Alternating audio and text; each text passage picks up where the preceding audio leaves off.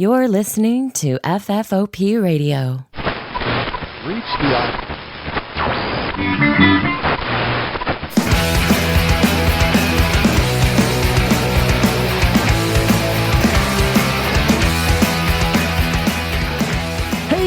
welcome to the show. My name is Dave, and this is a Fistful of Podcasts from FFOPradio.com. Back for another great episode. There's a 50-50 chance I put his name in the title, so if I haven't spoiled it yet, you maybe know who this is. He's been on the show before, but on the live show only. This is the first time on the podcast, so it might be blowing some people's minds right now. That being said, I want to welcome my guest and co-host for the show. It's Baked Salmon from YouTube. Hello, Baked Salmon. Welcome. Hi there. You're blowing my mind right now. Sorry, I changed my voice for the podcast. I hope that's okay. Some people do that. That has happened to me where somebody be like completely different off air versus on. And I'm like, oh my God, this is going terribly. Because now I have to act out a pantomime with this new personality. Well, welcome to you on my podcast. Actually, we're live on my podcast right now. Oh, whoa! What's your show called? It's debatable. I think it's called Pool? Uninvited. I'm not sure yet because you weren't invited. Oh, but, yeah. No, I'm not doing a podcast at the moment. Oh, actually, damn! But, I thought that would totally double my exposure. Yeah, thanks for having me, actually. I appreciate it. Yeah, it's great to have you, but not to say but also, Krista's over there. She's going to be on the show, too, as usual. I am, as usual. Great. Well, I've met you both before, so this is good. I feel safe. So maybe, I don't know, I feel like, do we need to give people a little backstory in case they haven't seen the I don't know how much my YouTube audience melds with my podcast audience. Oh, absolutely. Let's give some background. Let's do that. So you're a fish. You wear a hat. I'm a man posing as a trout who identifies as a salmon. For a long time, I was Baked Salmon, using the logo with the fish with the hat on, and then one of my channel members, who is a fish expert, okay, living up in the Pacific Northwest, said, "Hey, by the way, that's actually a trout. That's not a salmon." So I changed it to a man posing as a salmon or as a trout who identifies as a salmon. So. Oh, okay, yeah, because I did notice at a certain point in the chronology, you go from a full-blown, but I love I kind of missed the salmon because it wore a salmon, not flavored, but salmon-sized jacket. Yeah. I think they're both funny, but my favorite was salmon in the, well, I don't want to say in the raw because that's not an accurate description, but the original. The OG. The original, yeah. Yeah. Yep. I think both are great, though. Oh, that's cool, man. Yeah, it's been a lot of fun. The name comes from a tribute to Based Shaman. I never expected to have a long-running YouTube channel, so I went with the ridiculous name that actually, if anybody tries to find me, they have no luck because they find recipes on Baked Salmon. So yeah, I would have figured by now you would at least be in the top 5, but I swear to God, unless you put in Baked Salmon and TCAP or Baked Salmon plus something, it is just wall after wall of lemon zest and thyme and butter sauce. This is interesting, though. There was a period where I was being attacked by Hanson's henchman, Vincent Nicotra. At that time, there was enough attention on that scenario that if you searched my name on YouTube, I would come up near the top. Unfortunately, that didn't linger. So hopefully we can get another little drama going so I can get my name back up. No, I'm just kidding. Well, when you think about it, like, you know, you're one man posing as a fish, cosplaying as another fish, whereas people putting Baked Salmon recipes on YouTube are probably in the hundreds of thousands. Yeah. Right. Yeah. So it was pretty impressive, though, that for a while there I did notice that my name was near the top. So it is what it is. Yeah, so also if you're not familiar, Baked Salmon here does To Catch a Predator related content. Yes. And we talked about that on the live stuff, but on this venue, I kind of want to talk about you and your experiences and maybe just bullshit a little instead of being so heavily centered on your theme or brand. Okay, you got it, brother. So one thing I did want to ask is, are you familiar with and this is going to be ridiculous, but I have to ask, there's a small mountain town in northern Japan called Shingo, I believe. Not familiar with it yet. What is that? Okay, so I want you don't have to do it uninvited or anything, but according to lore, that is a place where non-canonically Jesus escaped crucifixion, died, and was buried under this big mound that these Christians celebrate every year around.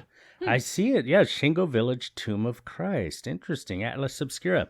Wow. I'm not familiar with it, but let me look at the map here real quick. I know this is audio, it's not video, but at least I can give you an idea of how far away I am from that. Wow, that is... It's 17 hours. that is pretty far from me. Yeah, I'm sure it is, because it's like up in the middle of nowhere, but I figured, if you had an extra long bike riding session or something, you pop by. Well, it's telling... Pop off, take a picture. It's telling me that... Sorry, we could not calculate biking directions from your house, so... You would die, sorry. Yeah, really. It'll take you 7 days. Well, it's curious. It wouldn't even give me train directions, but by car, it's 8 hours, 16 minutes, apparently. Woof. Wow, so it'd be like 16 hours on a bike. Yeah, easily, yeah. Yeah. Easily. Well, it took me, unfortunately, because Google kept jacking with me. 2 days ago, I rode to... Tokyo, to a film studio in Tokyo, and there and back was 60 miles, and it took like 10 hours of riding because Jesus. Google was taking me on this far out way, and I didn't know any better. I'm just trusting the map, and then like it would suddenly say, "Oh, U-turn," and then I'd look at the broader view of the map, and it's like, "U-turn for 2 kilometers? What happened?" It sucked. Oh my! Your calf muscles must be gigantic. I wish. I think they're getting there because they're certainly in pain still today. But anyways, yeah. So when now that you're in Japan, like when you were here in the U.S., I assume you were like us, or still are, and like went everywhere by car, right? Yeah. I had I had a bike, but towards the last, I guess maybe 6 months of being in America, I pretty much quit worrying about the car. It was running poorly, and it was like, okay, I'm not going to be here anymore anyway, so I'm not going to worry about fixing it.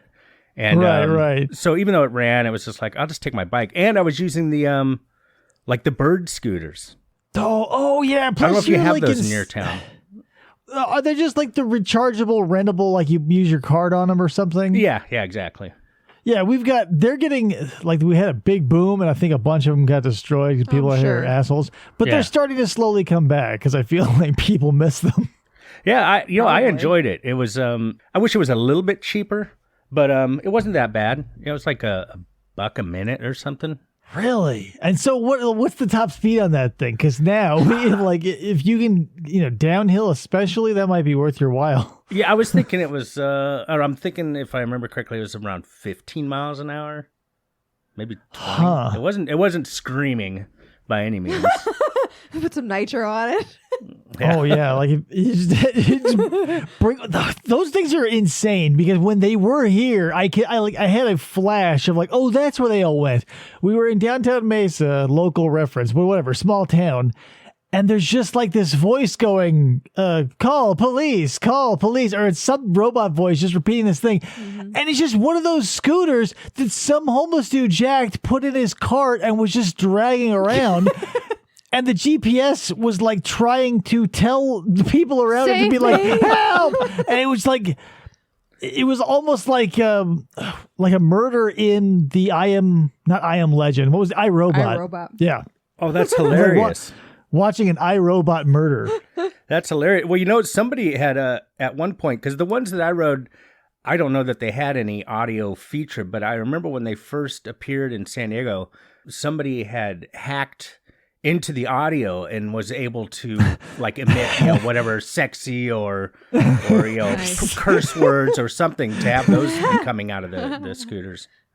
Oh, wow. Funny. Yeah. The ingenuity and the opportunity now, like if you want to dick with shit and you're good with computers, it is like the world is your oyster, man. Oh, dude, I really admire some of these like anonymous actions and stuff, that people that are in that sort of realm, the what do they call it? I don't know, white hat hacking or something like that, where they're doing good, but they're screwing with people through technology. I think that stuff's great. Now, on the other side of it, the negative stuff, screw that. Stay out of my personal information and whatever. But right. I would love to be smart enough to, be screwing with people, that deserve it through technology. I know, and you can apply it almost. I feel like you can hack almost anything now because, like you said, with the scooters, people were making their Teslas fart. Like, it's never been a better time to be like really good at computers. It's the Internet of Things. Yeah. So maybe that's the thing that the next generation will make fun of us for, right? Because we make fun of the older generation for no internet access or usage or ability. Right. Or smartphone. And everybody's just going to be hacking everything in the future. And I'm going to be staring like with my mouth hanging open. Oh. Right. And like, get with it, Daddy. Start hacking the planet. I'm like, your car doesn't fart? Come on. Yeah, your car doesn't fart. I remember when I would have to like pay $3 to get a Metallica ringtone that was nothing but a single monotone beeping noise. Oh my God. Oh, yes. dude, huh? Ridiculous. Yeah, and now you're making your car fart. Yeah, those callback or the ring, like when you call somebody and it plays a song instead of like a ring. Yeah. Ring. What happened to ringback? I feel like that was the thing, but now people hate calling each other, right? Yeah. I hate answering phones, so yeah. Me too. Me too. Why are we even talking to one another? Goodbye. Yeah, good night and good luck. But seriously, what happened? Like, I remember being so juiced about getting or receiving getting or making a phone call that like I longed for a day for a phone in my room, and now we avoid it as if like you pick up it'll automatically fill your face with like the Japanese flu like in The Simpsons. That makes me think of, and I know we weren't going to focus on TCAP, but I have to bring it up because it's very pertinent here. It's freeform. When you hear the decoy calls to when they have the predator, what do they call them? They call them verification calls to make sure that there's a person on the verification. other end. But when they call and then they'll talk for like 5 minutes, but the person being the decoy, they don't have any long-term interest in talking to this person. They'll say like, "Hey, you want to get back online and chat again?" like for real. And the decoy, the predator's like, "Well, can't we just talk on the phone?" I don't know. I just kind of would rather talk to you online. It's like that's how it is anymore. Yep. Oh yeah, maybe the decoys planted that in our society. It proliferated. That's who did it. That's right. Yeah, well, I think it was a slowly closing circle because it was like back before everybody could just get at you all the time. Now it's like, well, now people are calling you on your landline, so you got a cell phone because nobody would call you except for everybody who you gave your number to. Right. And then that was destroyed. And it's like gone from social media, and now like there's no escape anymore. Right. It's so weird. Yep. You're right. But it's also wild because like if you wanted to for instance, like if I heard somebody on the radio or saw somebody on TV, there'd be no way to interact with them other than just like looking at their image. That's true. Right. Isn't that strange, man? Yeah, and now, like, you can watch someone, and there could be millions of people watching, and then you could just reach out and, like, tweet them and be like, I think you're a dick, or whatever. Like, I don't want to say, like, they would all be negative, but by and large, a lot of the interactions on the internet is uplifting. Yep. There's no more prank calling, so you have to resort to trolling if you're going to be that sort of mindset. I guess, too, you could, like, in the old days, you had to write a letter. Or sometimes they'd have, like, if you were really dedicated, I bet, like, CBS had a complaint hotline, right? Right. Probably. If you were dedicated Karen back in the day. Yeah, I swear to God, I want to. Every product in the world has a 1-800 number on the back of it that says for complaints, yada, yada, yada, yada. Right. I just want to call and ask them a few questions about what their experience as a human is like. It's probably automated. It's probably not it probably even is. like. Oh, no. Oh, my dream died immediately. Yeah, no, Yeah, you're going to sorry. get caught in one of those, did you say this? You know, Oh, yeah, you're Or like, probably you can mash right. 0 all you want, but you're not getting a representative. Oh, that's a bummer. So maybe I would need a time travel machine to go back and find a human to complain to. good luck.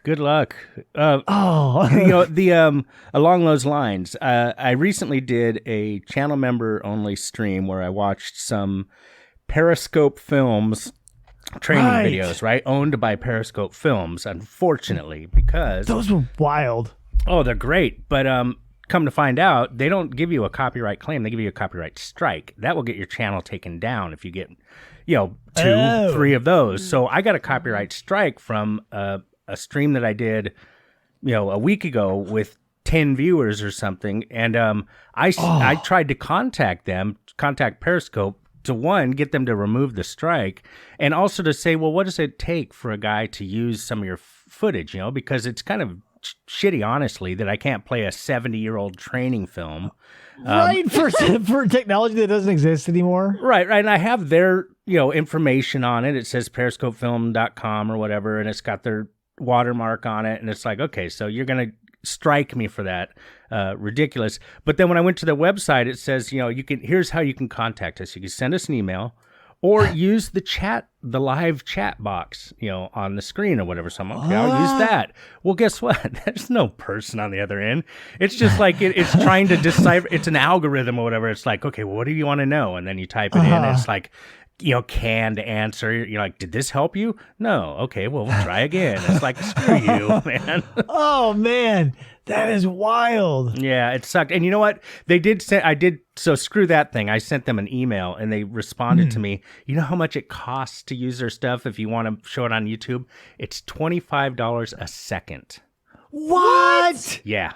With a $250 minimum. It's like, oh yeah, I just need 6 seconds. Thanks. That is a highway robbery. Oh, my God. Wow. And who pays that?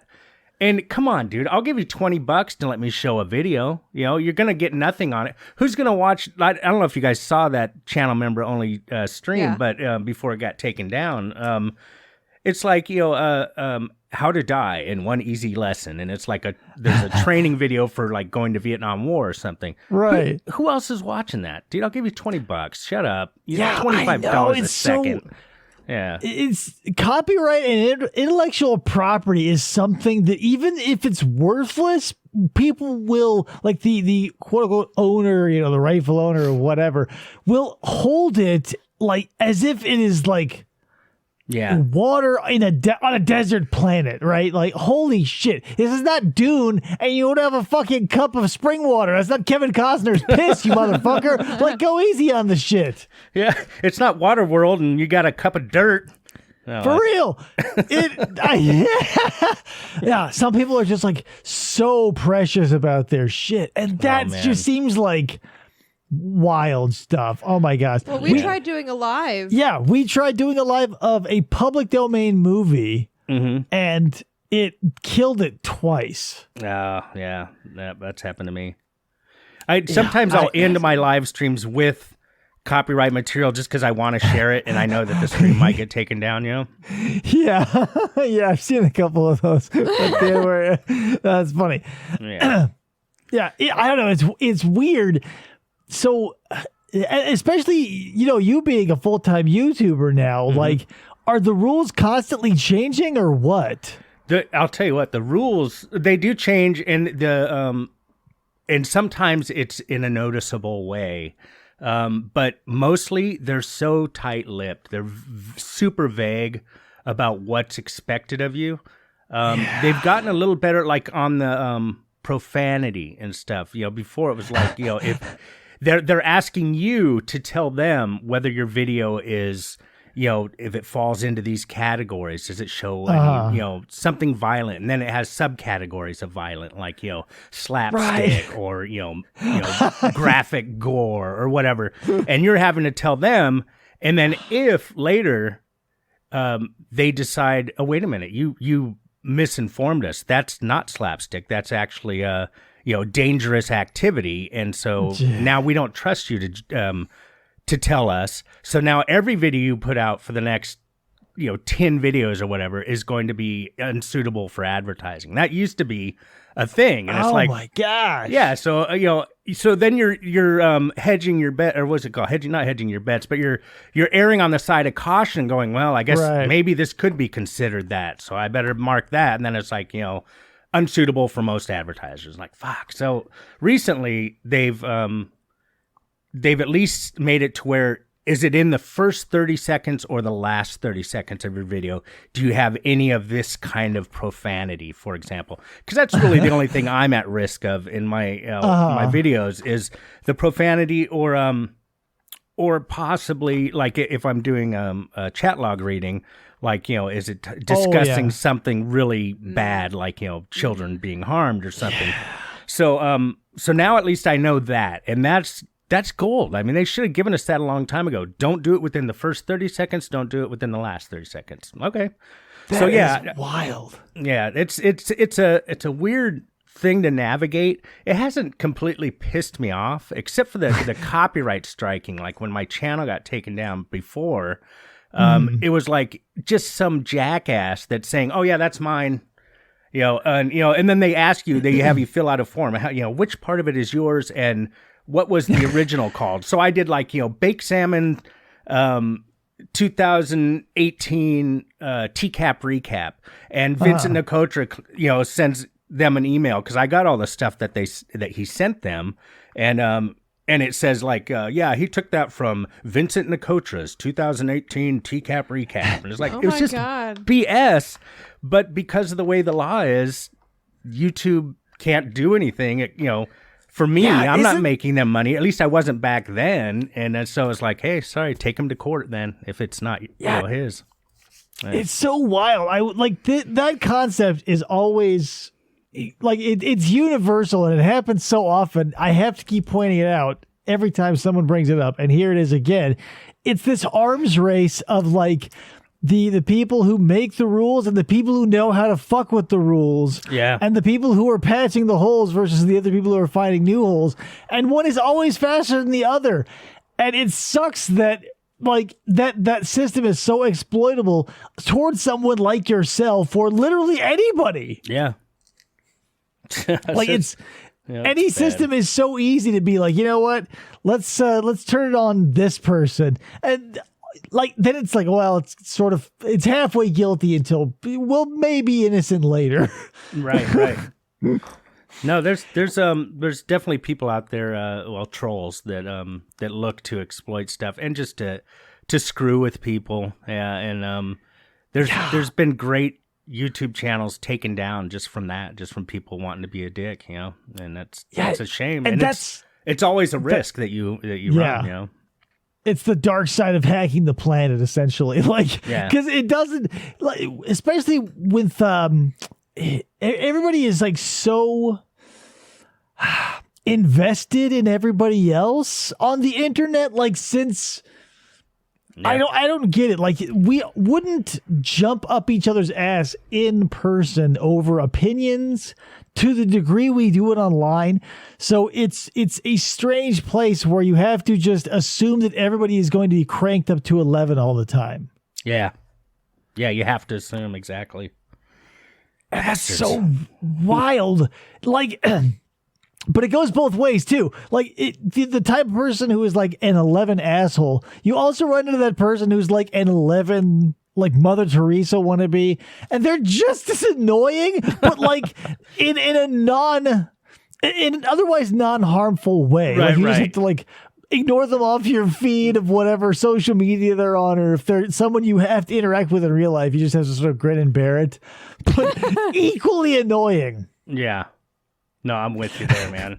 And sometimes you get the person who's the and I've encountered this having a channel on YouTube where they're super ultra over friendly, and then when you don't return that level of friendliness, then they go the other way, and suddenly they're your worst enemy because you shun them or you spurn them, and you're like, no, I was busy or something. It's like, no, you are done now. It's like that type of personality happened to me once. Yeah. Like this a long time ago. Me and my friends did a webcomic. Oh, nice. And, like back when webcomics were like, this is like before YouTube. Like this was like how you express yourself. You get a webcomic before everybody was doing like podcasting. But anyway, this girl like latched on to me specifically and sent me all kinds of weird fan art, and like to the point where it got weird. Like I still have it somewhere on a hard drive because it's hilarious.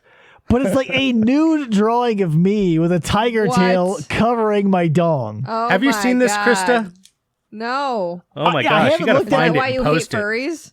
I haven't looked at it in years, but she got really attached very quickly, and I was like, "Whoa, that's weird!" Like it got dark very quickly. Wow. And then, did she turn on you because you weren't returning the fan art her way? Or? Yeah, because I was like, "Whoa, what is this all about?" And she's like, "You know what?" And like, I swear to you, I'm not making this up, but like, she was like, this was the days of AIM, if you're familiar, AOL Instant Messenger.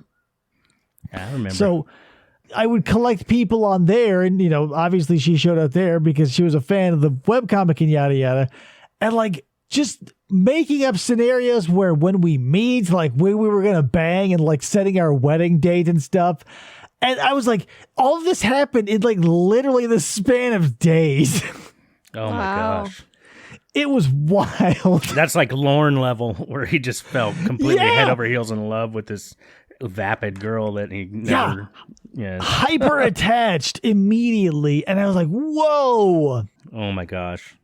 And I can't imagine, and like you have a rather large audience. I had nobody. I can't imagine like to what degree you are getting that, if any. It's been a long time. I'm pretty cautious of it now. I was very foolish and I don't know, closed-minded or not very worldly. So, I mean, I ran into some snags because of that, misunderstanding intentions and stuff. But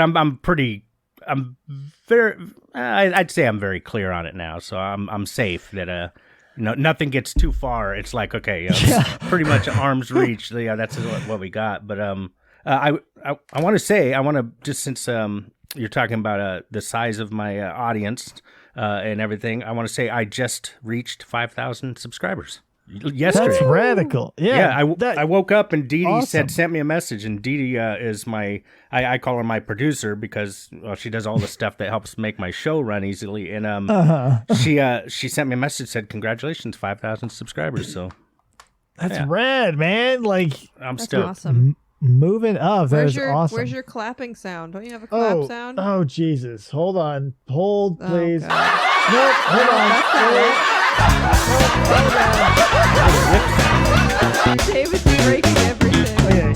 No, things are going all wrong. Here, how about this? There we go. Did you hear any of those sounds? I heard none. I thought I heard a whip sound. Yeah, there's nothing wrong with that. Yeah. So, well, it makes me laugh. That's the whole point of it. That's the whole point. Boy, oh boy. I don't care if anybody else can hear it. I'm cracking up over here. Yeah, this is for me. You'll be there for it later if you listen to it. Because for some reason, whatever the technical issues of the show. You're like, talk to Krista for a minute, and we just hear you cracking up in the background. Nice. Oh man. So what has it been like living in Japan? Has it been a huge culture shock?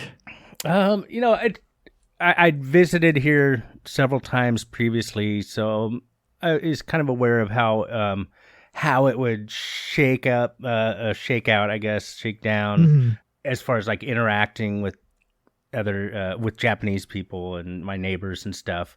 The stuff that is kind of been a culture shock is like the medical system, particularly the dental system here. So I had a cavity, and I had to go to the dentist like 9 times to deal with this cavity. Jesus. Because I went once, they x-rayed, they cleaned my teeth.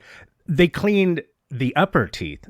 And then, okay, we're going to schedule to clean the lower teeth. Not because my teeth were that bad, but it's because of how they get paid. They only do a little bit of work at a time, and then the government, because it's universal health care, but it's really like I pay for half or something like that, and the government pays the other half. And so, I go and clean the top teeth, okay, and then you go back and clean the bottom teeth, and then, okay, you go back and get an x-ray, and then go home. And then you go back another time, and they drill the tooth, and then they put some, temporary filling in it. You come back another time. They drill that out. They drill it a little more. They check the root. They kill the root. It was just, I finally got. Oh my God! I'm finally attaining a cyborg status because I got a titanium tooth. That's what they give you over here for a crown. Wow! I kind of dig it. It looks cool. It's way in the back of my mouth, so nobody gets to see it. But if I pull my cheek back, you can see it. So that's been interesting to get used to, it's the way their dental system works here, and medical for that matter, because I've gone for a health checkup and stuff, and it's like this guy doesn't speak English, so but we have somebody that works here that speaks English, so why don't you come back and we'll have you meet with them, and then I meet with them, and the whole time they're talking to my wife, in Japanese and not to me in English. So. Yeah. Well, so I imagine. I don't want to say that part of me thinks this is a stereotype, but I feel like if I went to Japan, is everybody there, I'm 6 foot, is everybody there under that? There's a lot more tall people than you'd expect. A lot more tall Japanese than you would expect. Yeah, because that's been, in the back of my mind too, is, all Japanese people. Now, you certainly see your share of diminutive individuals here, but I'm middle of, I'm like 5'8", so I'm not super short, I'm not very tall, but I'm taller than probably half the people I see here. That's about it. All right. Yeah, because we've had, growing up, I had maybe a lot, 3 Japanese foreign exchange students, but at the time, everybody I knew had them too, so I just felt like I was inundated with Japanese people that I was constantly taller than, in the 8th grade. You say you're 6 what? How tall? I'm 6 foot.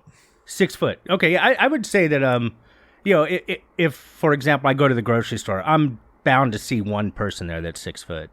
Just one? Just one. Only one though. Yeah, yeah. But I mean, wow, okay. At 5'8", that's tall. So okay, that guy's tall. I notice it. I don't feel like it's a ton of short people, but the short people they have are sometimes very short. It's like, wow. Well, okay.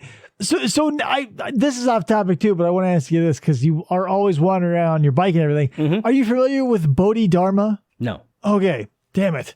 So. But I can be. Tell me. When you're wandering around, Bodhidharma was this.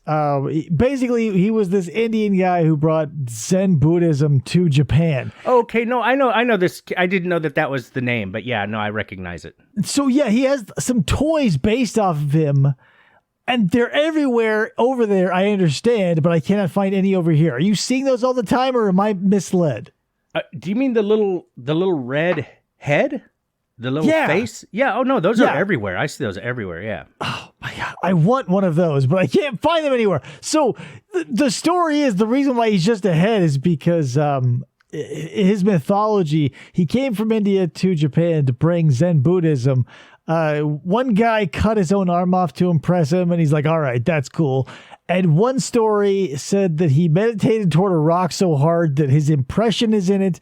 And the final was he meditated so long that his legs and arms fell off from maluse, or, no use. Nice. So that's what that Bodhidharma head is. And he's got that big bushy beard. And you're supposed to do something with the eyes. I don't know all of the mythology, but I've been looking for it forever. I've heard of that before. I remember actually I worked with a guy that had a Dharma tattoo. And he said, when this occurs in my life, I'm coloring in this eye, and then when this occurs, like when I buy a house, then I'll color in the other eye or something. He had goals in his life, and the eyes on his tattoo somehow related to his goals. So, yeah, I went through my whole ride through mysticism and the Eastern stuff a little while back, that it's sort of reflaring, and now I'm getting that feeling again where I want to keep on the search for one of those little Bodhidharma heads. And now I'm jealous because I'm sure you got them everywhere. Dude, they're everywhere. And I'll tell you what, I mean, we have a link here. We have a communication going here. So you send me some images or post something in the Discord. You show me what you want so I can be on the lookout. And then, I mean, obviously, you help me with the postage and it's all yours. At least you're going to get it at cost, so except for the postage. Oh, yeah. But that's the thing. How much shipping somebody something over water seems like, what the hell, man? Like, well, I'll tell you, it cost me $1,000 to send 50 boxes of my stuff. And each box couldn't weigh more than 50 pounds. So whatever that works out to be. I guess that's 2,500 pounds or something for that. But that's grand scale. So I mean that and it took 3 months for it to get here. But to send I sent my niece an envelope the other day of stickers, like puffy stickers, and I don't know how much it weighed, 15 ounces or something. That cost $5 to send. Yeah, I don't think it'll be that much. I think. All right, that's the thing. I don't want to I feel like I'm always. There's so many things all over the world that I want, and now the internet has opened up where I can talk to people in these places. I would be like, could you run to the store for me and pick me up a little? I don't mind. Nobody's doing that to me. And I am always out and about. So at the very least, you send me a picture of what you want. I'll take a photo of what I find and say, hey, this is how much it costs. And then you could just be like, oh, dude, I need that or whatever. I that's the thing. Like, watching you walk through these stores is kind of like virtual window shopping. I love that. I love watching. If you want to do that exclusively, I'll watch it all the time. It's like, because I love shopping in general, and Amazon scrolling doesn't really do it for me. So, and all the stuff you look at is so wild and exotic and colorful and fun. Yeah. Like, oh, cool. It's like walking through an antique store here, but it's things that aren't here that it's like, whoa. Yeah. I want to have a button that'll tell you to pick something up and buy it for me. That would be great. Huh? They have they've only recently, or relatively recently, embraced thrift stores. Really? Yeah, just because in Japan it's always old stuff is, I don't know, it carries some sort of stigma with it. Like even their cars, they don't keep cars for 15 years or whatever. It's like pretty much 10 years or something. Then they ditch the car and get a new one. But and so the idea of using someone else's old tea kettle or something was foreign to them until like 10. Let's say when I first came to Japan, it was 15 years ago or something.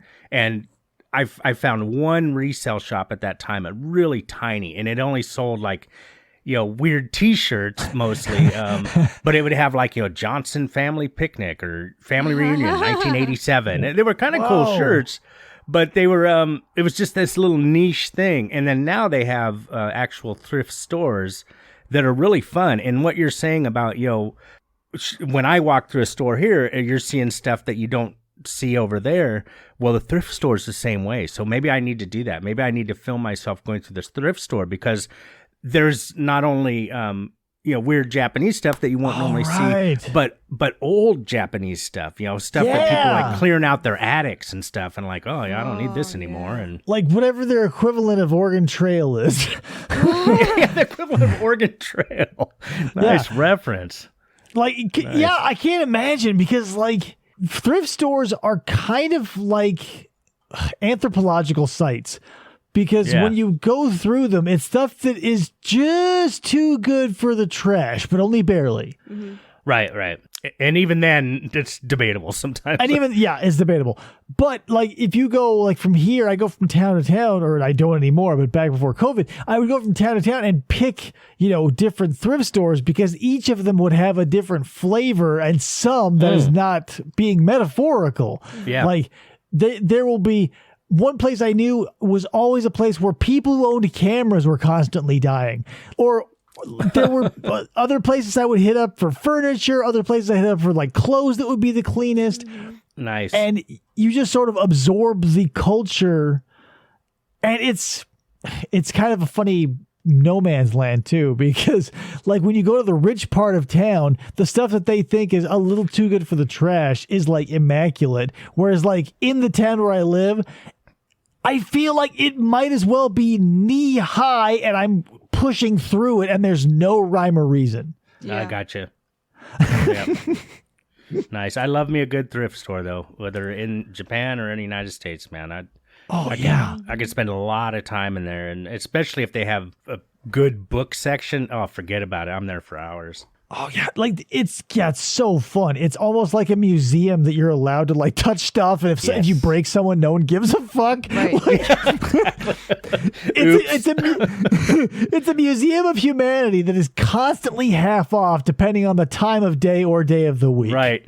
Oh, that's funny. Yeah, I love it. Yeah, I would. There's got to be a market for that, right? Like if you slip somehow you can live stream that to Facebook or whatever and have people bidding on shit that you take up to the register or whatever. There's some people who did do that. I know there's at least one couple of gals somewhere, I want to say in the Midwest in the United States, that I run into their live streams sometimes where they've gone to a thrift store, a flea market or something, and they just hold stuff up and go, okay, we got this this statuette, what do you guys want to pay for it? Oh, okay, These people, like they're in California, or one of them used to be or something, and they would go to these places and like kind of like the gift shop, the Arizona Gift Center that we go to. Yeah. And they get like, oh, look at these like little mirrors, and then people say how many they want, and they buy 20 of them, and then they just okay, I'm cooling off on this idea. I like the idea where like you put on a GoPro and you look at stuff and I just push a button, you throw it in a cart for me. Right. No, that would be brilliant. But that was the closest I could think of was I've seen people do that. But the one I saw, they were already had purchased stuff. Like they figured, okay, someone will buy this, and they had a box of stuff. But if I love your idea.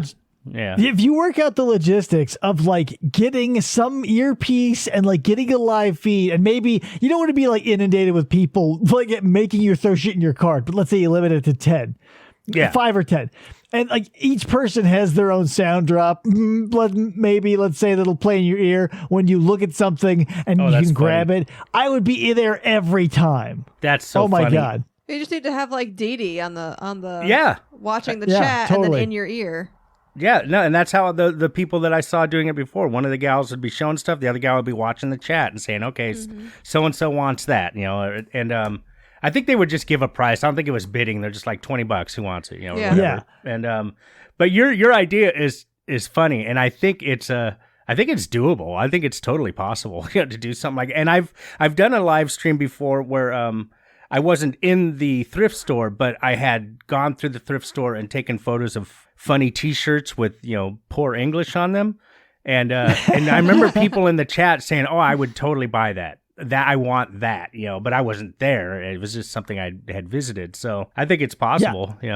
That would be wild because like the shopping experience I miss like hell. But if there was somebody willing to go out there and brave the outside world, and I get to experience it virtually rather, and you're looking around everything like holy shit, like. This is something that the richest of the rich couldn't even fathom in their wildest dreams 100 years ago. And we're just casually tossing it off as like a weekend project that is achievable. Yeah, totally. Huh? Like the richest of the rich never even figured that you could have somebody out there with a live feed showing you stuff. You're right, man. And now I'm pushing a button to give a man who believes he's a fish to grab something off a shelf with some crazy Japanese writing on it. Yeah, the future is now.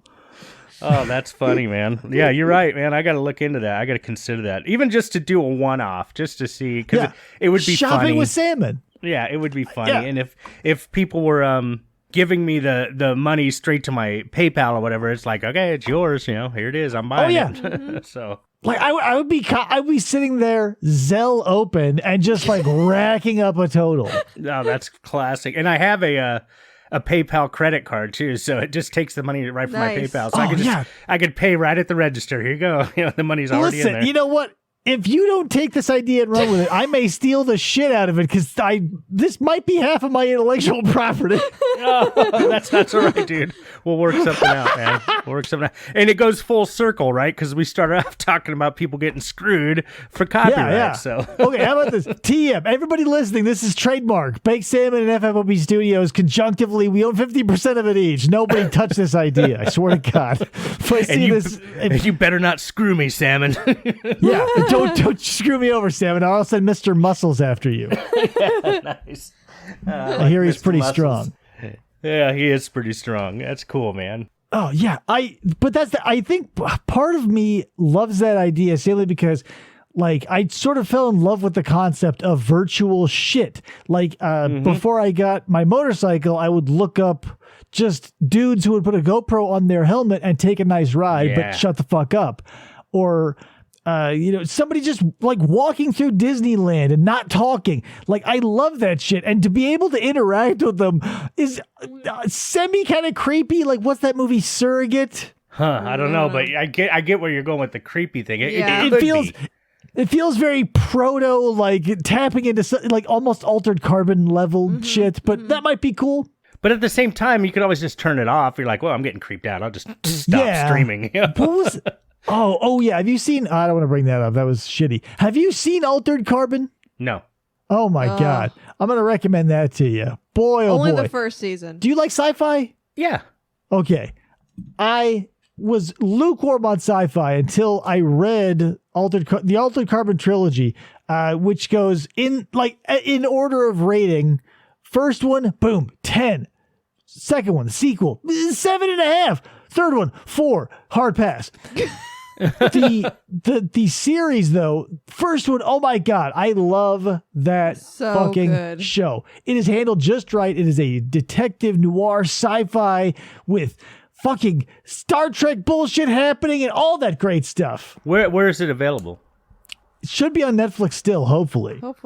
Okay, well, I have Netflix, so second season gets dicey. Yeah, I wouldn't even really bother with the second season. If you think about it, remind me in the Discord, because I'll probably forget, but I'll totally check it out. I generally, because people bathe here and they don't shower for some reason. I mean, I could shower, but it's always like, oh, your bath's ready. So, okay, now I've gotten used to taking baths. But when I do, I watch stuff on, Netflix. So that would be a perfect chance. Yeah. There are so few things I go back to perennially. One of them being To Catch a Predator. One of them being Altered Carbon. SVU. Very few of these things, but Altered Carbon is one of those things that I love going back to because it is so fucking fun and it's what sci-fi should be to me. Oh, right on. It's so good. And I've been really aching for someone to talk about it with. That isn't me. For years. That isn't Krista because she's already seen it and heard it and I've already said everything to her. That's so funny. My style of enjoying media, cinema specifically, and television, it's always like, oh, is it really popular? I'm not going to check it out. And then I'll wait 10 years. Then I'll get into it and realize, oh, this is really bitching. And then there's nobody to talk to about it. Sounds like David with video games. Yeah. Well, the thing with video games is video games is not my genre. Like, my forms of art intake, I just that never clicked for me. Okay. But that's so let me ask you this: like, as far as genre goes, what are some of your highlights? There aren't very many to really pick from, but what's your favorite? So for media, like books, movies. Okay. Let's see. When I was riding my bike the other day, I pulled out an old MP3 player, and I just had it on shuffle, and it started playing Stephen King, one of the Gunslinger books, the Dark Tower books. That is like a series that I love. And, there's several books in that series. I think probably 12 or something. I can't remember. But so that's something I love. Yeah. Is that considered dark fantasy? Possibly. Yeah. It's definitely fantasy. But I love that. I mean, the movie was just a movie that shared the same name. It wasn't even a Dark Tower movie, unfortunately. But the books, blow my mind. So media-wise, I love that. And also old time radio. I listen to a shit ton of that. I mean, every night I listen to... That's funny. I listen to one CBS Radio Mystery Theater or Suspense, but usually CBS Radio Mystery Theater. There's like 1,400 of those or something. And yeah. So I mean, those are my enjoyment, my auditory sensation that I get a lot of enjoyment from listening to that. So I listen to one of those radio shows every night. It seems like. I don't know if this was CBS Radio, but one of my favorite radio programs was when Vincent Price narrated Three Skeleton Key. Have you heard of this? That doesn't sound familiar, no. If I have a copy, I'm going to get it to you. It is cool. One of my favorite old-timey radio dramas.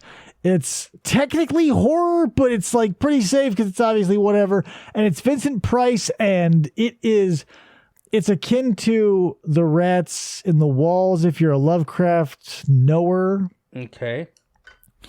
But yeah, it's one of those awesome that nails the atmosphere without being too hokey, which that time period has a tendency to produce. Well, Vincent Price, yeah, it's a little foppish, but yeah. Well, I just the thing is, like, when they were cranking those things out, it just felt like acting was not a thing anyone was really considering yet. Oh, gotcha. And this one really nails it, I feel, because the one guy is really overplayed because, like, we don't have to get into dissecting it or whatever. Just listen to the thing. It's good. Cool. Yeah, if you got it, send it over because I'll check it out. Two things that came to mind were that I'm enjoying currently: RuPaul's Drag Race, and really, I love it. God, the art. The drag artists just blow my mind. In fact, I'm convinced that had I been aware of drag when I was in my 20s, I was such a performer and into costuming and stuff. I would have been into drag. I seriously would have, because it's so free and open. And you know what I think? One thing that I think is bitching about the drag queens is they can be as off color as they want. They do racist shit. You have white people in blackface. You have black people in whiteface. They do whatever the hell they want, and it's fun. There are very few niches in society where that is still available and understood as comedy. Right, yeah, and they do it, dude. So I dig that. And then the other thing is Johnny Sacco and his flying robot. I think I've mentioned it in the stream. In the Discord. I've put a couple of new emojis there of those characters. And that's the whole reason I went to the Toei film studio, is because that's the company that made it. And I'm like, I told Didi, I'm like, we're going to go to this studio and see what we can find, But yeah, so those are some more media that I've been enjoying a lot since I've been in Japan. Well, so let me ask you this, because this happened to me. Do you find yourself gravitating to something and not realizing you're a fan of something, but hitting you all of a sudden? Probably, yeah, I'd say so. I mean, like, even with RuPaul's Drag Race. I guess that's a perfect example. I like the competition reality shows. Those just, for whatever reason, seem to suck me in. And so that's what RuPaul's Drag Race was to me. I wasn't already this huge fan of drag or anything. It's just like I just started watching it, and then I realized that I could see where some of the people were taking it to different levels. They have, now I understand more about it, like these pageant queens who are all about beautiful bouffant hairdos and gorgeous glittery dresses, but then they have like the spooky queens who do like a goth thing or whatever. And I started really, I don't know, it just spoke to me. I'm like, yeah. And then I like picking my favorite, like, I hope this person wins, Isn't that, yeah. Some things will just come out of left field and blow you away. Grab you. Yeah. Yeah, I did not, like, growing up, I just told myself I was just a fan of comedy and that was it. But, like, when I wasn't looking, I somehow drifted into, like, Westerns and sci-fi, so I turned into my grandfather. Like, my grandfather read nothing but, like, what is it, Lonesome Dove, something Max Gray? Brand. Oh. Yeah, Max Brand, all those Western novels, and like a bunch of zany sci-fi shit. And then I look over my bookshelf and I realize I've read, a bunch of really terrible stuff that I read Battlefield Earth, and that was so much time wasted. I saw that on your shelf. But in the long run, maybe worth it because, like, if I were going to go crazy and write a book about going crazy, it would be a lot like Battlefield Earth. Wow. Like 1,000 pages. 1,000 pages of very thinly veiled allegories toward the military and the medical professionals and psychological professionals. Like, it was such a roller coaster of just insane. I can't say that I didn't enjoy it. Okay. But is it a masterpiece? No. Yeah. If you're a Scientologist, yes, then you look at the 1,000-yard stare and you go, yeah, it's a masterpiece. But all of the rest of us go, no. It's interesting. It's weird. It really is telling of his personality. But beyond that, it's not very good. I got you. He's not a very good writer. Did you ever look at the Gunslinger or the Dark Tower books at all? Stephen King is... I read it, and I've read a third to 2/3 of several other of his books and can't do it. Oh, dude, I don't know. I'm just going to say, you like sci-fi, if you like, cowboy, it's such a perfect melding of the two. And let me tell you, the first line, I think the book, the entire series, is a hook from the very first sentence of that entire series. The first sentence is, "The man in black fled across the desert and the gunslinger followed." Epic. You can't start a book any better than that. In my opinion, it's like right away I'm like, who the fuck is the man in black? And why is the gunslinger following him? And it steamrolls, dude. It just steamrolls. The stories are, and it's his, what do you call it? Magnum opus. Like it's just like me with the Lorne Diary series, where I can't force those to come out. It's like I'll take people's input, and people have co-wrote some of those with me, but I as much as I love it, it has to come to me. And that's the way he was with this Gunslinger series, allegedly, and I believe it is, he can only write it when that speaks to him, or that muse or whatever comes. And that line, "The man in black fled across the desert and the gunslinger followed," I feel it like goosebumps, because it's just so deep. Here's the thing, since I'm a Lovecraft fan, and Lovecraft and King are so inextricably linked, Stephen King's work comes up a lot in Lovecraft discussion. So I already know, or at least have been led to believe by some people, that Nyarlathotep has made his way into several of Stephen King's books. So when you said the man in black, that's the immediate thing that pops to my head. Oh, really? Okay, well, maybe you would find some of that trite or something, and you'd be like, oh, well, this is from that. And he absolutely borrows from a lot of stuff. Like, there's one of the books in the series, they basically are in Oz, there's an Emerald City and stuff. And he borrows from his own books too. So in fact, he writes himself into one of the stories, which is kind of hokey, but it works. Well, he's put himself in his movies. Well, okay. So, but in the context of the books, it works because there's this, timelines are getting all effed up. And so, I mean, who's the gunslinger? He's not even... He's like a magician almost. If you see the movie, that is one of the cool things in the movie, The Dark Tower, is the way he loads his gun and stuff. Like, he just can keep firing and loading his gun like almost like a machine gun, because he's just such an oiled machine at loading and reloading. And I don't know, dude. I would say if you don't at least attempt the first chapter, I will be disappointed in that book. And the first chapter is available everywhere online. I'll give it a shot, because here's the thing. I'm on the tail end of my favorite series now going sour. For context, the Pendergast series by Lincoln and Child is a quasi sci-fi mystery series that the movie The Relic was based off of. Do you remember The Relic? I do remember The Relic, yeah. The 90s, yeah. So in that book is basically the movie, but a million times better. And I jumped on that series, and it's now on book 22, and I'm like, what?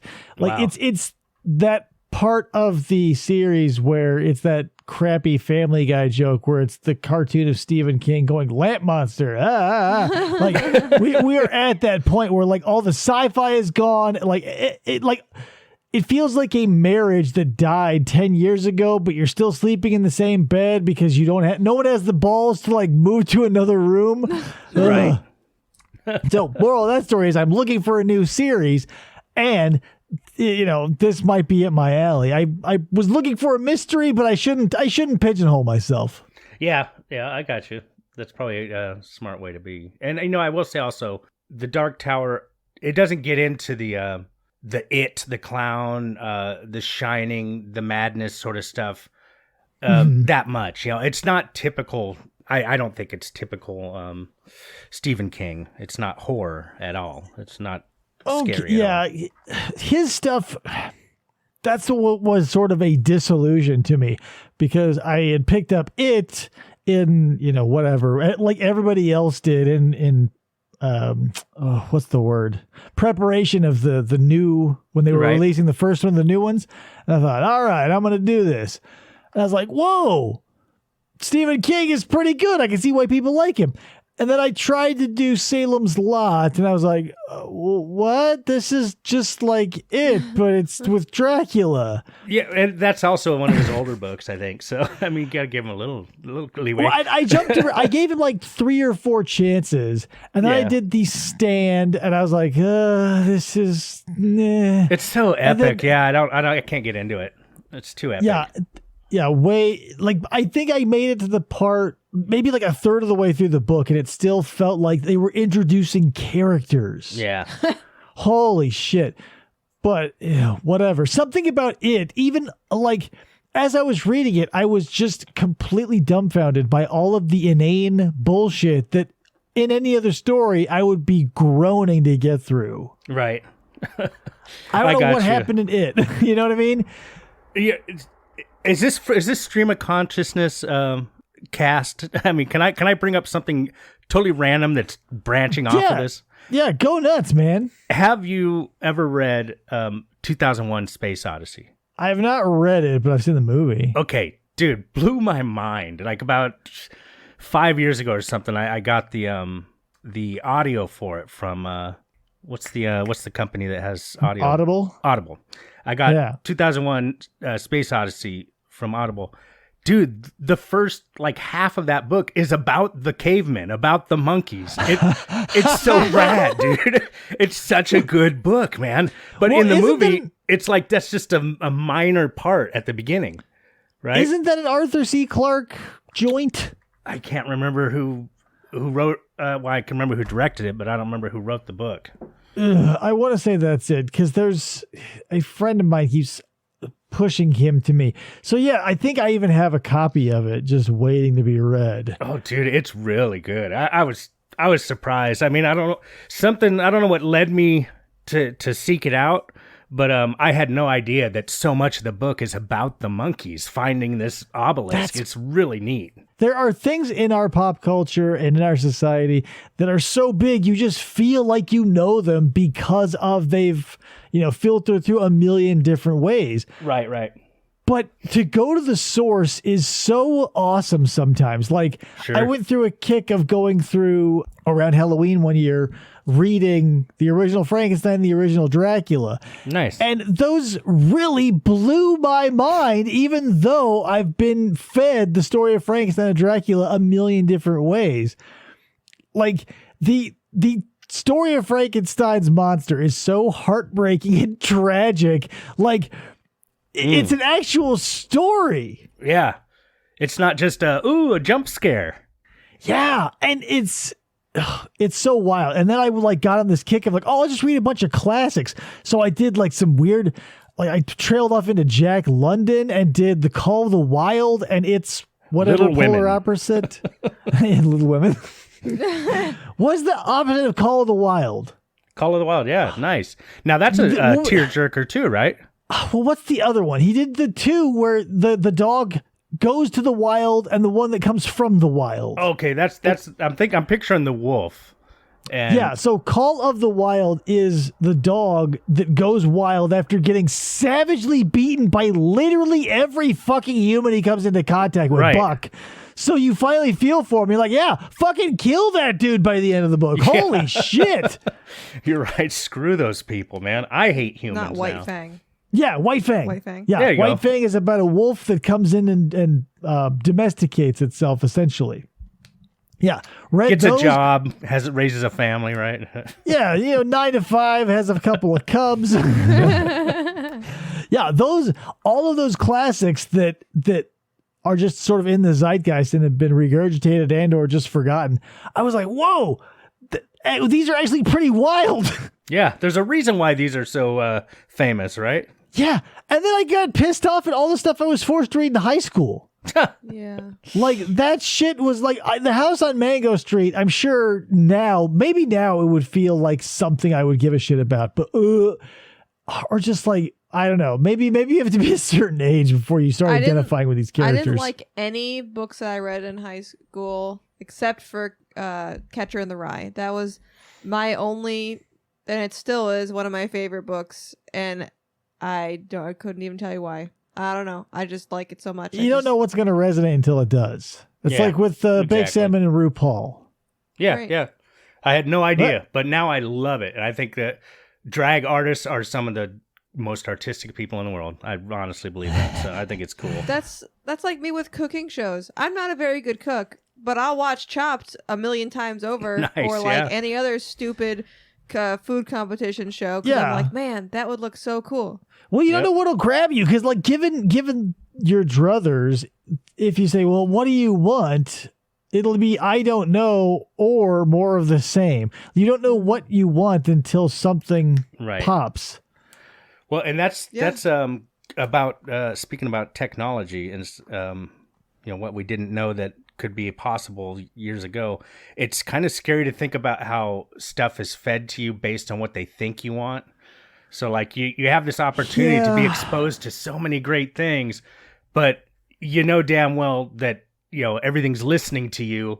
And when you go to YouTube and something random shows up on your feed, it's pretty much based on what they think you want to see or something. Yeah, like I get both sides, right? Because I get the intent of like we're watching and essentially, the AI, the algorithm is taking in all this data and being like, hey, if you like this, here's something similar and yada, yada, yada. Right. So like I get the good side of it, but it also makes it very insulated. Oh, it's scary. It's worrisome. With, wild cards that humans are, how do you go like, hey, maybe try drag? Like what? Like right. How would YouTube know that I would fall in love with a guy in Australia who makes models, like model scenery? Yeah. Like holy cool. shit! I had no idea that would grab me by the balls. Like how do you know what is going to get you unless it floats by haphazardly? Yeah. Like we were all just sort of guessing. Yeah. But then again, I think that they're honing that. Obviously, computers can process so much information that there'll be a time when everything is perfectly targeted to you, and it's not going to be random, and it's going to suck you in, and you're going to be like, oh wow, I really enjoy this, but it's still going to be limited in the bigger picture. You're not going to be experiencing other stuff. So that's the thing. Like your human nature has an innate set of checks and balances, because unless you want to go off the deep end and be completely obsessed with something, like the novelty of things wears off.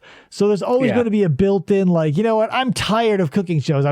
That's why I move like through my things perennially. Like I'll come back to Catch a Predator. I'll come back to SVU. Mm-hmm. But when, the shine is off that turd or the bloom is off that rose, you go out hunting and pecking. Yeah. So I don't think there's, no matter, unless it's like pecking, I love it. Yeah, because that's basically what you're doing. You're turning over leaves to be like maybe, because I feel like the internal dialogue I've had recently, because I'm looking for new stuff to watch, is like, and I realized it's the same feeling I get when I'm lifting up a big rock in my backyard. Right. I'm hoping to find something interesting under there. Yeah, it's curious along those lines that To Catch a Predator for me remains so fresh and interesting. And I think what I enjoy about it is I like trying to do something different with it. Like I think that it's fun to have that challenge to where it's like, okay, how many times has somebody, talked about Lorne, a million and one. Okay, well, I'm going to do it a million and two times, and I'm going to do something. I'm going to do it my own way. So, like, you listen to my Lorne voice. My Lorne voice is such a, evolution, so weird amalgamation of, it's so far away, exactly. But to me, that's funny. It's fun, and it's ridiculous. Yeah. And like the Lorne Diary I mentioned, nobody had done that before. So I'm like, oh, this is fun. Because it's a topic that's done to death, I find it thrilling to try and add life to it, see if I can make something fresh out of it. So I don't know how long that'll keep going, but I feel like I'm not close to the end. I have a ways to go before it's going to be the turd's going to be unpolished, I guess. Well, I think because that's the thing. With stuff like that, it goes from the content of Lauren to the context of Lauren. Like you're creating new things in the garden of something else, right? So I don't know if I would consider. Like, you could say, well, you're being one track minded or whatever, sticking to TCAP, but it's a flowering, it's a jumping off point. So I that's why I'm hopeful for the future. Is no matter how one track minded or single track minded you get, we're still looking for new avenues, no matter how forced we are down a path. And that's why it's like with something I do like as wide as photography. You can say, well, I take pictures. Like you can take pictures of literally anything. You can take pictures of anything as simple as products to as weird as like doing boudoir stuff and all in sundry. Yeah. But you cannot you can't label someone based on their context anymore, hopefully. Right. Yeah, that's true. I mean, people will surprise you. Yeah, you think they're doing this, and then suddenly they juke. So I mean, you'll think I'm doing TCAP, but suddenly I'll do Nasubi, the Japanese guy that got the screw job on his live his what do you call it, reality show. I think as long as it's something that you as the person behind it is interested in, that's the interesting part. Like I'm finding these creators now, and the content that they are producing is not what I would go for. It's the personality of the person. Like this new person I'm watching, I can't remember his name even. He's so new, but he just does like what's popular now, the facing camera, talking about something they're interested in. Okay. And the people I'm gravitating towards, I don't give a shit about what they're talking about half the time. I mean, but that's the thing. I'm there for the personality, and it sort of draws me into their thing. So I'm finding that these charismatic figures are making me into a weirdo, because it turns out all they do, apparently I'm a conspiracy theorist based on the compelling characters that I like to watch on YouTube, where I'm believing in like serial killer icebergs and inner Earth conspiracy theories and lost civilizations, and I love it all. Oh, yeah. God damn it. Like, I thought I was put together as a person, but then YouTube decided, or maybe it was me. I found these interesting characters who were telling me these interesting stories, and then I stopped to look at them, and I'm like, what? Then I'm like, now I'm an expert on the Emerald Tablet of, like, Hermes Trismegistus. Dude, it's you know what? Conspiracy theories, to me, buying into conspiracy theories or enjoying a good conspiracy theory, it's like politics, because it can be super polarizing. If somebody finds out, you say, I really don't think we ever landed on the moon. Well, you might as well have called their mama a whore or something at times, because you are a ridiculous fool, and I have zero respect for you because you don't believe we ever land on the moon or something. Those kinds of things. Or JFK. I'm not. Yeah, JFK. The shooting at JFK classic. Is not what they told us, or 9/11, was not what they told us. Right. Those three conspiracies, let's call them, the JFK shooting, 9/11, and the moon landing. Those are my three favorites, because those are the ones where I'm on the conspiracy side, where it's like I don't buy into the official story on any of this. But you tell that to a group of people, and you're bound to get some people that say, I hate you for that. I hate you that you don't totally buy the story. That's part of it too, is like you can go as like conspiracies have a mainstream and an underbelly too, because like the three that you bring up are, I would say, the three mainstream conspiracies. They're like the Coke, Pepsi, and fucking Tab of conspiracy theories. Right, Tab. But you can go so far into like one of my favorites. I find this more compelling because, like, there are two types of weird earther you can be: a flat earther, okay, or like an inner earther, okay, where like there's a civilization inside of Earth, whether you think it's Lost Lemuria, Mu, Shangri-La. What did Admiral Byrd run into? Is that Shangri-La? I don't know. There's one called Agathar, I think. That's probably not it. The moral of the story is I love that conspiracy theory because it's fun. Like there's a story behind it. If the Earth is flat, that is boring as fuck. I will watch a conspiracy theory about the hollow Earth and a civilization subterraneally thereof forever because every culture has them. Like they're everywhere. Yeah, and it's so fun, and it's not out of the realm of semi-plausible because caves are people. Caves are people too, goddammit. But no, caves are things that people have been going in and out of for as long as they've coexisted. Right. So you can throw some shit down there and be like, woo, spooky. Yeah. So totally cool. I love it. I love it too, man. And in any conspiracy, I'm game. I'll check it out. I'll listen. And even the flat Earth stuff, I love to listen to because it's as if these people they have excellent arguments. And I always want to hear the other side. Like, well, that makes sense.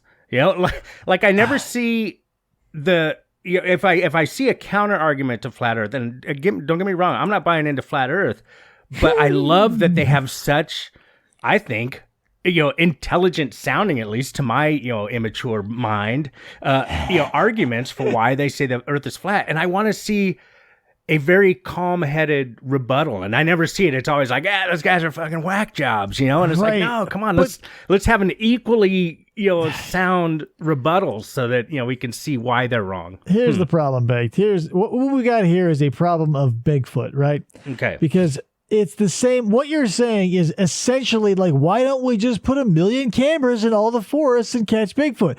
Because like there are so few people invested in Bigfoot and or paying like any serious attention to flat Earth. No one cares. Okay. Like the money, the resources, the energy, like the stuff that people will fight for, you don't have to do it inorganically. Do you know what I mean? Okay. If something is big and enough people get behind it, somebody will throw some money and or time and or energy at it.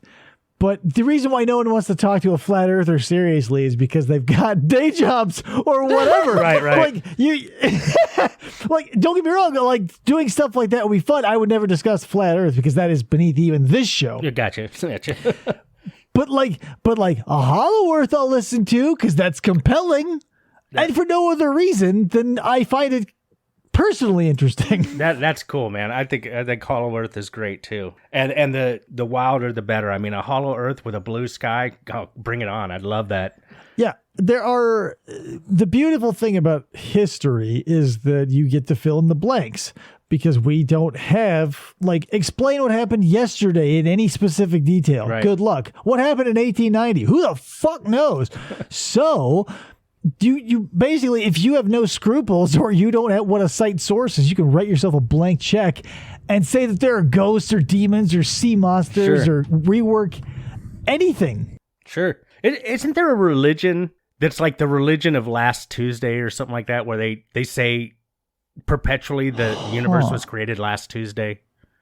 You ever hear something like that? No, but it doesn't surprise me. Like I've been a semi-frequent member of the Pastafarian Church. Okay, so yeah, I mean, I love that idea that it's like, well, prove us wrong. Prove us wrong that it wasn't created last Tuesday. It's like, well, I can't time travel. So I get, here's the thing. I love, there are people out there who are essentially perennial piss takers. Like they're there just to be like, yeah, don't think you're so special. Like we have a church around a pasta monster or whatever the fuck you want to do with your life.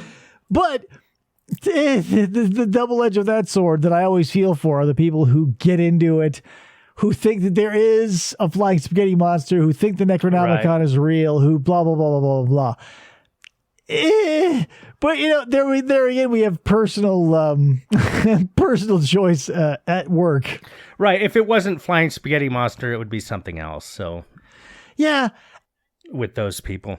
Yeah, my I don't know how you are because talking about conspiracy theories, this is how I short circuit everybody and everything all the time, because when it starts to get heavy and everybody starts, here's the thing. I always ask, what if the thing you believe is right? Like, granted, I now believe you. The whole world believes you, right? Okay. You win.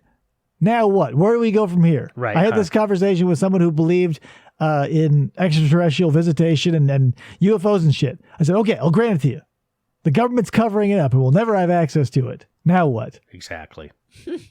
Exactly. Where do we go from here? There's a I can't remember which one of them because I watched so many. It was like Zeitgeist or one of those kinds of films that exposes the Illuminati, or gives you the real truth about what is going on in the world. The real truth about aliens. Yeah, and where we've found ourselves in in the timeline and everything. And at the end of it, it was really cool, I thought, because it said, okay, so now what? Right. What do you do with this information? So now that we've just laid all this out, what are you supposed to do? And really, it was very simple. It was like, just live a good life, just be a good person. Yeah. That's it. And it's like, that makes sense to me. That's the question that I wish everyone would ask themselves, because when you look at it and you say, okay, this is the hole and or mountain and or molehill that I'm going to die in, on, and or above. Right. Let's say you win and everybody now believes the moon landing was a hoax, right? Let's say you win and everybody believes that dinosaurs were alive during the time of man and the earth is 6,000 years old, right? Whatever your kooky, crazy, hollow earth, flat earth, whatever. You win. Now what? Yeah. Right? Get back to work, goddammit. What do we do with that? Yeah, exactly. Don't you have a job to do, okay? Get out that fucking message board and start making some milk. Yeah. Or whatever you do. No, that's the whole thing, man. And what do you do with it? That's it. What do you do with it? It's fun. Some people are obviously nutballs, and they go, well, here's what I'm going to do, but I'm going to blow up the federal building or whatever. It's right. Like that's too strong. And again, if it wasn't that, it would have been something else with those people. They were just had a fucking a bee in their bonnet. You can't, I don't know, that's another part of human nature, is like, we think that by going like, but someone will take it too far, and what if, let's put a bunch of rules, and then someone takes it too far and we go, no, like, we already outlawed murder. I don't see what else we can do. Right? Like, we've outlawed all the bad things. Every time something new and bad happens, we outlaw it, but something new and bad happens and all the old stuff keeps happening too. Yeah.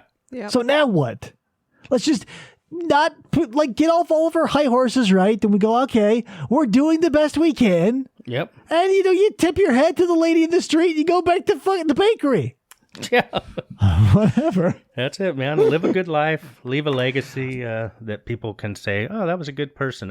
I do believe... I didn't even worry about that. I do believe that, that obviously energy flows one way, and, nothing is, what do they say? Nothing is ever created or destroyed. It's only transformed. Yeah. So even our bodies, our whatever spirit, soul, whatever energy comprises us, when you die, you don't really die. You're still going forward, even though you don't have consciousness. You become nutrition for worms, which was nutrition for birds. Hey, and listen, if you want to talk metaphysics, we can dive deep, my friend. My point was going to be, just be positive, just be a good person, and that's what matters. It's like, right. There may be aliens, there may be a hollow earth. Somebody, Yeah, that's the thing. I always want to double down. Don't give up whatever crazy thing. Yeah. Just if you get to that what if, or you get to a, you do that thought experiment of I win, don't let it crumble. Like, keep your thing. I will fight to the death anyone who says that Mr. Miyagi could beat Splinter in a fight, right? Right. But that means nothing to anybody because it's nonsense. I do it because it's fun as hell. I love that. Yeah. And you know what? I'm going to be working through that in my mind today. It's like, oh, could he? Maybe he could kick his ass. He was pretty good. Dude, it's not even a question of what if. Mr. Miyagi, really hard, old-style Shorin Ryu Okinawa karate. That's nothing compared to Master Splinter. Like, he was trained by a goddamn ninja. They were so fast and, listen, I'm not bad-mouthing karate. It does a lot for a lot of people. I'm not bad-mouthing Pat Morita, okay? I'm not going to bad-mouth Pat Morita. I'm bad-mouthing Mr. Miyagi. Okay.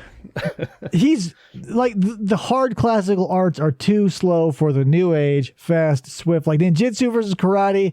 No, if we're doing world's deadliest dude, Miyagi is going down. Plus, Splinter has a semi-prehensile tail. Hello. He's got huge claws, huge teeth. He's a goddamn giant He can rat. shoot through lead pipes and cinder blocks. He can run on telephone wires. Yeah, he can fit through any hole that his head can fit through. He can tread water for over 36 hours, goddammit. Yeah. Like, let's and what can Pat Morita, not Pat Morita, I don't want to defame him. What can Mr. Miyagi do? He can kick a bunch of white racist asses in a high school parking lot. That's it. There you go. He can piss off what's his nuts who's going to tell him to sweep the leg. Cobra Kai, bitches. He can also cultivate a mean bonsai, right? That's right. That's right. I'm sure that'll come in handy when Splinter's gnawing at his jugular. That's right. Do you have any bonsai trees? We don't have any Get here. some. Get some, damn it. Yeah, no, I think I'd like that. I always was very impressed with that. I don't have a very green thumb, and I think you have to really understand the way a tree grows to probably be very successful at that. I don't know. I have one, and I haven't done anything with it, and it's doing fine. Oh yeah, it just stays small. It doesn't try and grow big. It just hangs out. I mean, he's Oh, growing. it's trying, but I tell it no. I said, you stay in that little pod. That's where you go at night. Yeah. Yeah. You don't. I swear to God, if I see you trying to grow, we'll be back in this room in a minute. Is that a leaf? Did I just see a leaf? Mother. I get those tiny scissors out and I say, this hurts me more than it hurts you. Yeah, that's right. Oh, that's awful. Leave the tree alone. Listen, I keep my house much like Dante's Inferno. Each room is like a different layer of hell, and it just happened to land in the suicide because it was a tree. So now I act like the harpy. I love that. Do you have 9 rooms in your house, and they're all like a different layer of hell? Yeah, 9 rooms, and some of them have like 10 sub-rooms, if you want to get nitpicky about it. Like, holy shit. I was not thinking ahead when I decided to plan a house after the Inferno. Plus, all the wailing keeps me up at night. That was a bad idea. I love it. Yeah. The lower levels fucking freezing while the middle layers are all on fire. It's an uncomfortable. It's pretty fucked in this house. But the studio's nice. Don't get me wrong. The studio's great. Yeah. It's just that white banner that I got to chase around every once in a while as worms and hornets sting me and eat my tears and blood. Oh my God. I really stick to a theme. Committed. I love that, man. Yeah, people love walking into my house and being stung by hornets and walking through hell. It's a real crowd pleaser. I don't get a lot of guests. Can't wait to come visit. Hey, I've got a very special place for you. Yeah. It involves some special demons place. and some pitchforks. I hope you like boiling tar. Just saying. You're going to hate Fridays. Oh, man. Well, man, it's been, it's about that time. I feel like I've taken a bunch of it from you. So why don't we start wrapping it up with a round of staff recommendations? Okay. What do you want to recommend to our... It can be self-serving, but obviously you're not going to get out of here with a recommendation of the channel. But is there something else beyond yourself you'd like to recommend? Yeah, Nikki Chuckles. Oh, yeah. Okay. It's YouTube, NIKKY Chuckles. I like Nikki Chuckles. She's unapologetically bizarre. So funny. Yeah, she does. She takes old clips of TV commercials and TV shows, and she just adds her flavor to it. And I mean, yeah, it's weird, it's strange, and for me, it just speaks to me. I think it's totally funny, and it's very pure. Something about her style is just like, hey, look, take it or leave it, I guess. And I think it's great. So I would say I would recommend people take a look at Nikki Chuckles on YouTube, and Lord Creighton, Creighton spelled Kreiden.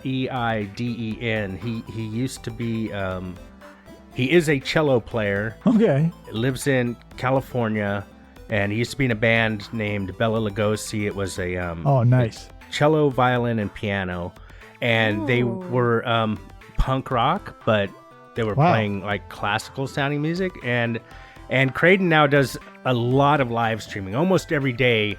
almost any hour. Like if I go, oh, see what he's up to. He's like live streaming, and he's very stream of consciousness. He says what's on his mind. He's always out and about in the city, which I don't know how the hell he does this constant live streaming from his phone, but he must have the greatest cell service in the world. And 5G, baby. Yeah. And he really talks about random stuff that's on the top of his head or whatever. And when I first encountered him, I had no idea what to make of him. I just thought, what is he talking about? And why is he talking about it? And then I just started to understand him more. And I felt like a connection with him. He's from France, lives in California, and I don't know. I just want to recommend that. He's probably you're going to either like him or you're going to be like, nope, don't get him, and that's fine. But I think he's cool, and so I'm going to recommend his channel as well. Other than that, I'm sure there's other stuff, but those are the things. Oh, Johnny Sacco and his flying robot. That's old school, but it's on archive.org. I recently hit on that. I watch an episode every night, and I think it's fantastic. Well, let me back up about the whole YouTube personality thing. I would recommend this as a concept. Like, I'm finding, don't be, maybe it's just like a life hack or something I'm recommending, but don't be so like short-sighted. If somebody's voice or if somebody's mannerisms or if somebody's something bumps you at first, if you're trying to like get into something new, like a new creator or new content or whatever, because you're going to be in love with all your old ones, like however this means to you, be a little more open to the idiosyncrasies until that groove is in. You know what I mean? Because one of the guys I just jumped into, I was like, It took me like 4 attempts to get through a video, and I was like, okay, I'm in. This other dude, I watched like 2 of his videos, and I'm like, nope, there's no hook in these waters. Yeah, I agree with you. It sometimes it takes a couple of shots, but if you know there's something there, and I guess that's what it takes. There's got to be something that makes you want to try it a second time. Yeah, like sit and stew with it for a while. Don't be like, yeah, no thanks. Because there's so many people where you trying to recommend something, and we all do this. So maybe that's the sort of moral. And I'll do a self-serving recommendation too. Yes. On the other show that I'm on, Raiders of the Lost Genre, we did it. Speaking of Nikki Chuckles and her hilarious like vintage stuff, we did a whole like 90s sitcom entrance. Oh my god, it's fucking hilarious. And I believe, so here's how deep the reference is. I am doing at one point an impression of you doing your Lorne impression. Oh my gosh, yeah. And saying a slightly different sounding word than quad. Really? So I love it. When I did that, I realized it was so deep. I realized as the word left my mouth, I was like, no one is ever going to get this reference. Oh, beautiful. I needed to explain it to you, so when you watch it and I say, oh my gourd, you'll really know. Can you link it to me in the Discord? I would love to check that out. I'll totally link it to you. But yeah, that whole thing, I was like, oh my God, because like Nikki Chuckles was not far from my thoughts as I was shooting and working through the storyboarding of that intro in my mind. Oh, that's cool, man. That's cool. She's such a goofball. I dig it. Yeah, she's probably in the majority of the influence of why I wanted to do that particular bit when I did. Oh, that's great, man. I'm going to tell her that. She'll love to hear that. It was beautiful. Yeah. Well, so I'll have her listen to this, yeah. Yeah, she's great and I love her. Krista, do you want to recommend something? I'm just gonna recommend Altered Carbon and watching the series. Yeah, totally do that. I would just do season 1 personally, but season 2 if you want. But if you, that's the thing. We can talk about it later. I don't want to crack it open again. We've been going too long. Yeah.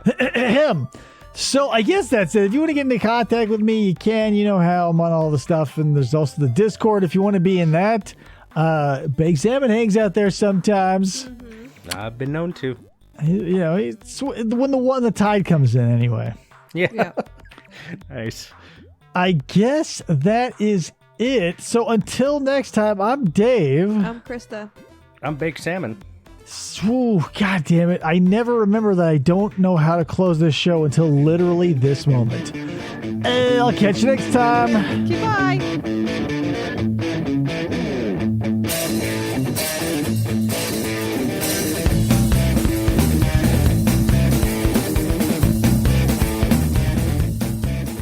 for this.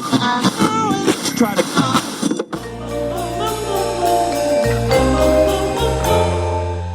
Fistful of Podcasts Radio.